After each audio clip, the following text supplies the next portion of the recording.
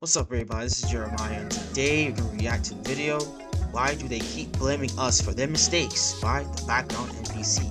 Now, in this, I think that maybe she's talking about, about the gaming industry, not gaming industry, but like the game High Guard and like other games. No, not other games, but the main talk about this was like High Guard. So I didn't put that game came out because, dog, when I watched the awards, Latland was in November. And people were talking about how it was the last game announcement. Like, fam, if it was like in the early beginning or early stages in the middle, people want to be dogging it as they were now because of Jeff hyping a game up like it was freaking tiramisu or something like that. I don't know why would you do that, because the game it looks alright. It's just that no one wanted to play it because, first off, I don't know. I haven't played the game, but I've seen other people play the game, and to be fair with you, it was not cracked up to be because huge map 3v3 with a huge map. Why? And then they want to blame us for their mistakes, but you guys made the game, and we gave you criticism as to why the game is not being played at, but yet you're gonna blame us again for your mistakes. That's just BS, and we're not gonna take that. Gamers are not gonna take that, though, because this is Concord 2. Concord 2, because I shout out to Asmongold for this. Shout out to Asmongold, because Concord 2 was High Guard. I think Marathon is Concord 3, and Concord 4 is Horizon something. I forgot what it was. I forgot the other title of it, but it's Concord 4 basically. Concord, I bet you in the next like 2027 or 2028, it's gonna be a Concord 5. I bet you it's gonna be a Concord 5. But we're gonna get into this. So without further ado, sit back, relax, and let's react to the video.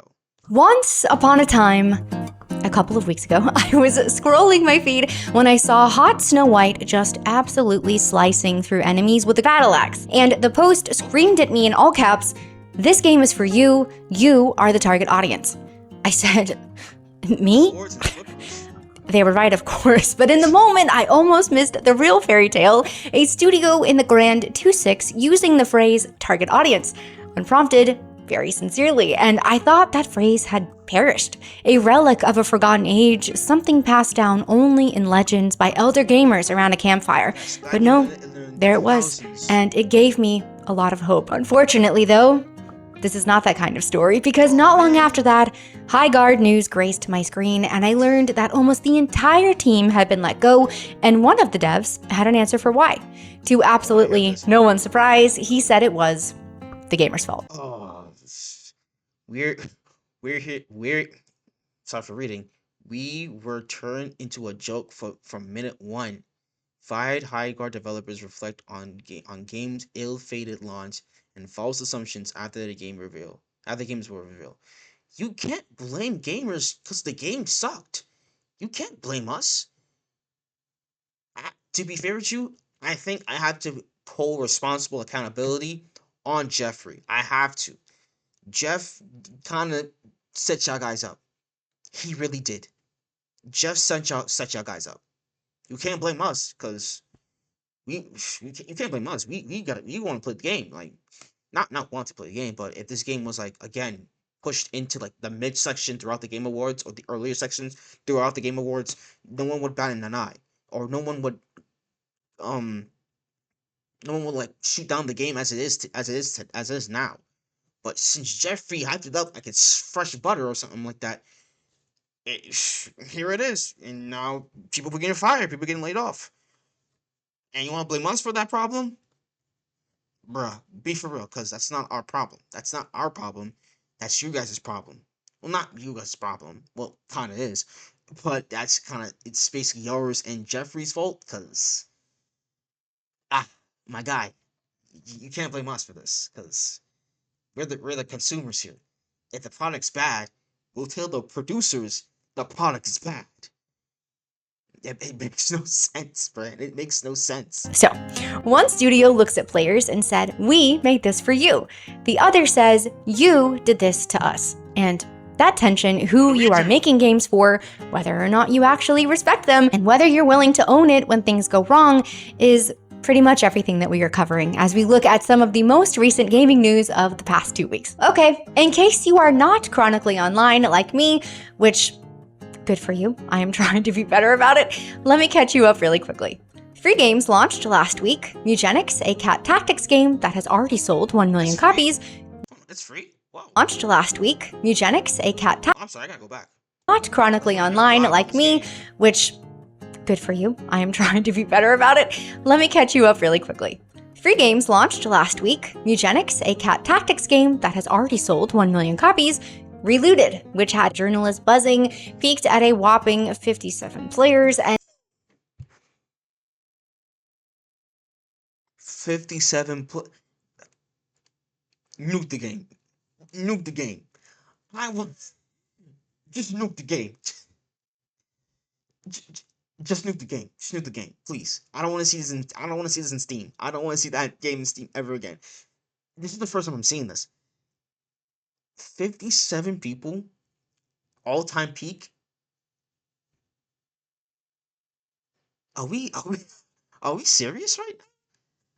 Yo, get this game out of here. Nuke the game, bro. Just nuke the game. Killerin, a new live service Square Enix game that seemingly no one had ever heard of, peaked at just under 900 players. Whoa. Square Enix, if you are somehow watching this, your secret is safe with me. 1,200 Ubisoft employees recently went on a 3-day strike, massive layoffs, continued internal chaos, but don't worry guys, they have reassured us yet again that Assassin's Creed Shadows is still performing better than expected. 1348 Xvoto released their demo, and the lead voice actress describes the experience as something everyone would love.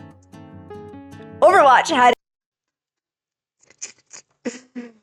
describes the experience as something everyone would love.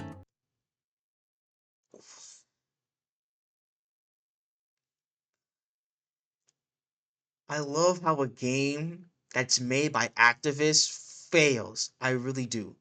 I love how a game fails. I love how a game that's made by activists and Karens, and it automatically just fails. It just brings joy to my life. How you invoke your own politics into it, and you see people don't like it, and then you blame us for it because you invoke your craziness into it.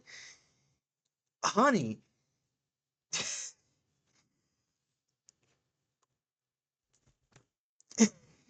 I got no words to say, so I'm gonna let the video continue. Overwatch had a whole situation involving a new character's face, a voice actress, and the phrase Ozempic. I gotta stop about this. Don't bring your politics into this, man. Just your voice actor. Just don't, please. Just don't. Like you're complaining how she's what skinny or something like that. Shawty, you have a job. I don't. Besides the point, you're complaining on something that's not even important. She wants. I bet you she wants something to complain about. To be honest with you, she really wants just something just to complain about and to be virtue signaling and get some brownie points for. Oh, I talked about this topic and stuff like that. Like, shawty, relax and shut up and voice act, please. Just voice act. Chic, we'll be getting to that later. Ashes of Creation, potentially 140 million in fraud, and a founder whose professional background is multi-level marketing. So yeah, that tracks, honestly. And somehow, like I said at the start of the video, Highguard has gotten worse, much worse. So let's start there. Highguard, man, we knew things were bad a couple of weeks ago. You mean Concord 2? Ground by NPC, you have to say Concord 2 because I don't think the Highguard lives up to its name as any high expect of criteria. So you gotta say Concord 2. Just to let you know. You gotta say Concord 2. But it has kept getting worse. 16 days after launch, most of the team was laid off. The studio said that they are keeping a core group to support the game, but now the website has kind of gone down, so support group is probably more accurate at this point. And then came the now deleted response from one of the laid off devs, and I genuinely wanted to hear it. What was the cause of all of this? What happened? Why no early access? Was it the generic art style and forgettable characters? The overhype from the Game Awards and Jeff Keighley? I think that it might be that it's overhypeness. 'Cause if they had a beta for this or alpha, I'm sorry for the I just hit the screen. But if they had a beta or alpha for this game, and like people were like critiquing at the game after a closed beta and after the closed alpha, and then like if they were testing out the game to people, not fully releasing the game, but if they like take steps into like open beta and then closed beta, get feedback from the players, some good, some bad, focus on the bad, make it better, so like majority of people will play it. Like, all right, you could have done that, but sadly to say they didn't, and the overhypeness from our good friend Jeffrey. Man, put at the last thing for the Game Awards, and fire broke through. Maybe some honest reflection? Nope. He posted a full thread essentially blaming gamers. He said consumers put absurd amounts of effort into slandering Highguard, and it worked. He also said innovation is on life support, which is a lot of words for it wasn't us. And remember, this is coming from a free-to-play hero shooter. He also included feedback from other industry people praising the game as proof that it was actually good, which is basically the equivalent of bombing your final exam in school and then showing your professor screenshots of your group chat saying, "You're gonna crush it, bro," as evidence that you deserved an A. And when you stop to think about it, it is kind of crazy. Almost 100,000 people showed up and gave this game a shot, which is a massive deal that some indie devs could only dream of. But then losing 95% of them so quickly and telling me that you have no idea how that happened, I am sorry. Somebody in that building had to know. You were telling me nobody sent an anonymous email to leadership titled "Just a Thought" with a link to Concord's peak player count, because You love to see it. they either weren't allowed to say it or they had already seen what happens to people who do. Now, the dev also described the laid off team as passionate indie devs who were being forced back into corporate, which sounds really devastating until you find out that the undisclosed lead financial backer for this whole passionate indie project was Tencent. Yes, that Tencent. And here is where it gets even more interesting, because Tencent's senior vice president also sits on the advisory board of the Game Awards, the same Game Awards that gave Highguard the coveted final slot of the night, for free, mind you, while reportedly charging other studios up to $1 million for their spots. The same Jeff Keighley who was hyping this game up for days before launch like it was going to change everything. Now, I am not trying to jump to conclusions here. I am just saying that's a lot of coincidences sitting around in the same room together. A free-to-play live service hero shooter chasing a trend that has already buried how many studios at this point, and it gets the most coveted spotlight in gaming. And where exactly was the passionate indie vision? The Battle Pass? Nowhere. I don't know. But what really gets me is that before launch, studio head Chad Greener told Polygon, whether it gets 1,000 people or 100 million people, it doesn't matter. And then, unfortunately, 16 days after launch, most of the team was laid off. They got fired. It looks like it kind of mattered, Chad. But the dev that posted that initial thread blaming gamers just lost his job. He lived through this echo chamber of toxic positivity, the poor leadership, the nobody in the building able to speak up culture that we talked about in my last video. He is the person that all of these bad decisions rolled downhill onto. And after all of that, his takeaway was still the gamers. He went through this whole thing. What's up, everybody? Enjoying the video? That's great. Make sure to like, comment, subscribe, and turn on notifications to know when I upload another video. Also, tune into the live streams live on YouTube, Twitch, and Kick. So tune into whichever one that seems best for you. Also, join the Discord, link in the description down below. And 98% of you guys are watching the videos. You guys be watching the videos so much, hit the subscribe button. It's free. Without further ado, let's get back into the video. So after all this time,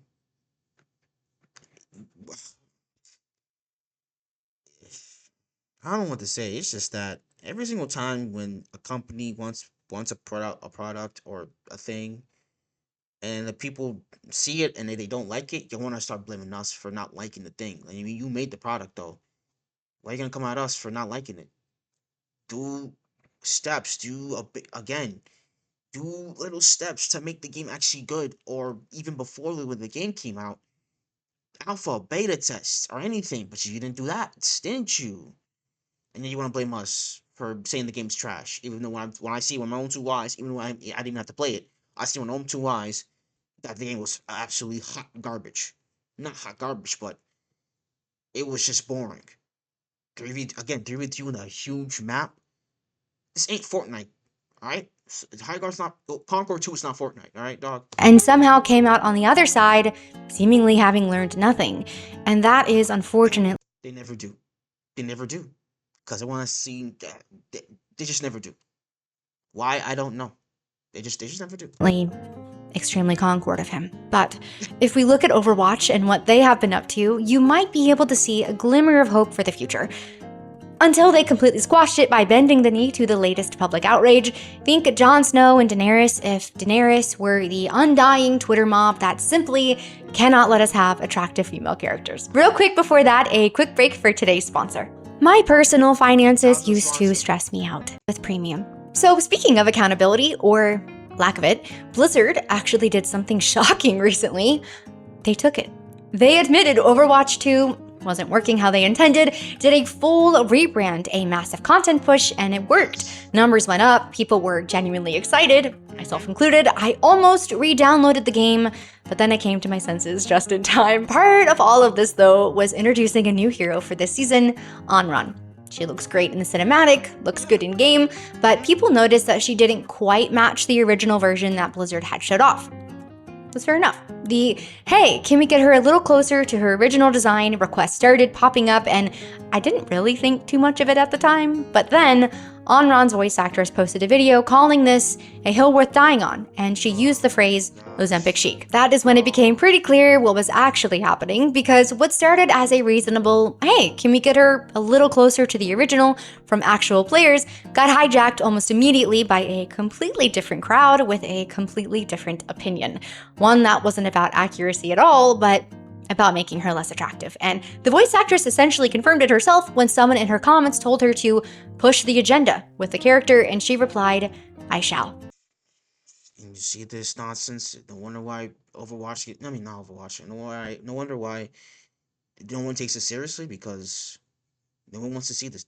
I like having attractive, females in games. Who doesn't? Even female gamers like seeing attractive females in games. And you want to take that away from it because she sexualizes herself. Oh, nonsense, this nonsense, that, blah, this, blah, that. Shut up, please. Just shut up and do your job. Please shut up and do your job. Because I want you to play a good game with friends. Possibly, just want to play a game. That's it. Enjoy it. Catch out a little bit because some stuff happens in the game, and be on my merry day. But no, you want to bring politics into this, and it just brings down everything. And then I started seeing other complaints pop up. The face is wrong, the message is wrong, the outfit's too tight, she needs to be covered up more. And then suddenly, the people who just wanted closer to the original design are now sharing a hashtag with people who never wanted her to look good in the first place. I do just want to pause on the original design point for a second, because that is so funny to me. These are the same types of people who told us we were being weird when we noticed Mary Jane in Spider-Man 2, who said, why do you care? It's just a game, relax. When people pointed out Aloy in the Second Horizon, who told us to stop objectifying women every time someone mentioned the female character changes in the Capcom remakes. But the point is, we were the problem for noticing. And then at the same time, Leon Kennedy gets the full glow-up treatment. Female devs at Capcom are lovingly worshipping his neck wrinkles, and he is actually getting full-on thirst trap videos from official Capcom accounts. And the response has been universally positive, which is good. But the rule is apparently original designs matter unless the original was too pretty. Blizzard, you just got back on track by actually listening to your player base. Do not immediately reverse that by surrendering to the mob. Now, if Overwatch... Because once you surrender to the mob, you are their slave for eternity. You really are. Because when you do an attractive character and the mob sees that, the woke mob sees that, Oh, she's too pretty. Oh, she's too skinny. Oh my goodness. Make her less attractive. Make her more. Then you're going to bend the knee and do it. Don't do it. People, not everybody's gonna like it. You want to attract the 99%, the 99%, not the one percenters. Don't attract the one percenters. Don't bend the knee to the one percenters. Or now I was gonna go say it's two percenters. Don't attract the two percenters, please. Don't, please don't, because it's gonna look bad for you guys. And then people are gonna still drop your game down. People are going to not play the game after you did this whole rework. Like it was just basically if you do that, everything that you guys rebranded for will be in vain. It will be just nothingness. It all will be worth for nothing. It will be worth for nothing. Like like fam, Blizzard, please don't bend the knees to these people. Don't keep attracting the more keep attracting the people keep attracting the 99 percenters. Keep attracting the people keep attracting to the 99 percenters, okay? If you attract the majority of people, then the majority of people will attract other people to play your game, and then the community will go bigger and bigger and bigger without the woke mob, without bending to the knee to the two percenters. See how business works? That's business 101. That's marketing 101 too. So Watch was accountability getting hijacked mid-comeback. Ashes of creation is what happens when all of this is completely thrown out the window and respecting your players was never even part of the plan. I have been going down this whole rabbit hole for the last few weeks on this, and it goes incredibly deep, like multiple levels of fraud, embezzlement, and manipulation deep. Allegedly, and I am not really an MMO person either. I did some Elder Scrolls Online a couple years back and a little RuneScape back in my church youth group era, but Ashes was supposedly the next big MMO. It was kickstarted back in 2017, raised 3.2 million, had nearly a decade of development, and the community was completely a ride or die for this. It hit Steam Early Access in December of 2025, so just a couple months ago, and 52 days later, the entire studio is gone. Now, from what I have learned in my research, on the surface, this normally wouldn't be anything too crazy. MMO Kickstarters are kind of cursed, actually, so many of them have had issues over the years, and it's pretty rough. But for Ashes of Creation, if you start digging deeper and pulling at some of the threads, the whole thing just unravels very quickly. Starting with the founder, Stephen Sheriff, who had zero game development experience before this. His background was multi-level marketing. MLM to MMO, yeah. So for years, he publicly claimed that he had personally invested millions of his own money because he believed in this project so much, which naturally inspired the community to open up their wallets too. But now, an investor has come forward claiming Stephen never put in a single dollar. The real money was roughly 140 million from outside investors, and there was supposed to be a fraud for fraud. Oh. That's tough. Board overseeing all of this, holding meetings, keeping everyone accountable, but apparently they never even held a single meeting, which makes complete sense once you learn that the board was essentially just Stephen, overseeing himself, reporting to himself, presumably giving himself glowing performance reviews and a very reasonable bonus.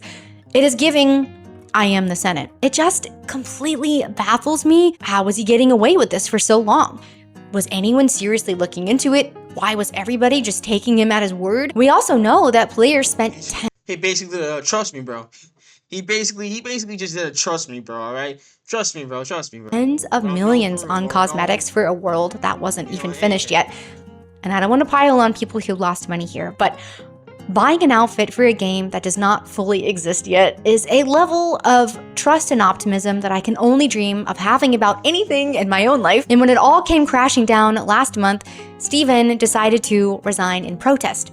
He blamed the board, which again is basically just him, for unethical decisions. And since the game technically launched for 52 whole days in early access, Kickstarter refunds are now kind of unclear, but I don't know how he's gonna get away with this. Because here's what 9 years got us. 3.2 million from Kickstarter backers, tens of millions spent by players on cosmetics, 140 million allegedly raised and unaccounted for, and 123 people who showed up every day and built this thing, losing their jobs in a single afternoon. And that doesn't even get into all of the asset moving Steven allegedly did at the end of last year, which really makes it seem like he was trying to cover every exit.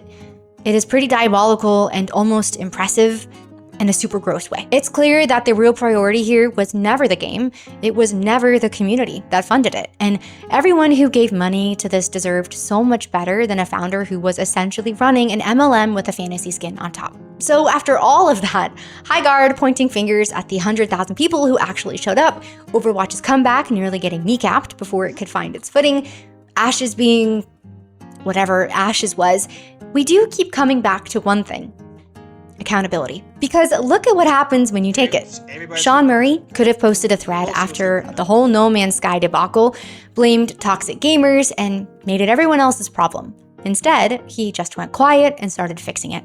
And now we are at free updates for 10 years and the game is beloved. Balatro, one guy in the Discord every single day taking notes because he said the players knew more about how to play the game properly than he did. 5 million copies sold. Satisfactory spent 5 years in early access listening. Their community manager said it best: sometimes it is good to just listen to what people are asking for and give them that. Eugenics made a cat game for a decade and sold 1 million copies in a week. And Knight's Path, the upcoming medieval game, is now at 300,000 wishlists. All of these examples have looked at their audience and said, "We see you, we are making this for you." Here it is. None of these developers had the biggest budgets. None of them had the loudest marketing. As far as I know, they didn't have fancy consultants telling them what modern players want, and they've not been using their games as a funnel to smuggle in their own personal ideologies. They were just making something good for the group of people who would love it, and holding themselves accountable to make sure that is the case. So, like I have said to the industry so many times, we are tired of being blamed for your mistakes, but we are so ready to be back in your corner. We will support the games and devs who care about their work and care about their players. We will defend their games in comment sections like we are on their salary, but you do have to meet us halfway. Take the notes, hear the feedback, and when something does go wrong, just be honest about it. Because the truth is, some games can survive a bad launch, but none of them can survive making enemies of their own players. I started this video with a fairy tale, and it turns out that the studios that treat their players like the villain do not get a happy ending. But if they do treat us like the hero, they might just stand the test of time. If you made it to the end of this video, I thank you so much for being here. What studio do you wish would just take the notes? Let me know in the comments below. Thanks again, and I'll see you in the next one. Yo, shouts to the background NPC. Yeah, these companies, most of these companies want to blame us gamers for, having critique of the game. If the game is not good or just we have the right to hey, to spice up the game and something like that. You can add this, maybe take away this, maybe adjust this a bit. And if you actually listen to the people, and then you see the changes, they're gonna be in love with you. They're gonna be in love with the game. No joke. They're gonna start telling their friends. It's simple marketing. It's simple business. And they make it like it's rocket science. It's not rocket science, people. It's just simple. See, these indie games are getting millions of copies, 5 millions of copies, not thousands, millions of copies. And you see the AAA studios, they getting laid off. They getting fired like that. Nah, I don't know about that. Fired, I'll take that back. But they're getting laid off, yes. Laid off.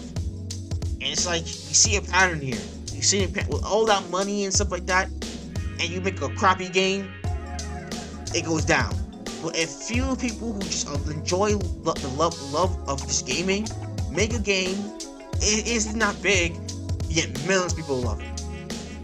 We see a pattern here. We really do see a pattern here. But again, shouts to the background NPC for this video. The video link in the description down below. Follow me on all the socials. With all being said, this is Jeremiah. God bless you all. Jesus loves you all. Repent and be saved. And game. I'm out of here. Peace.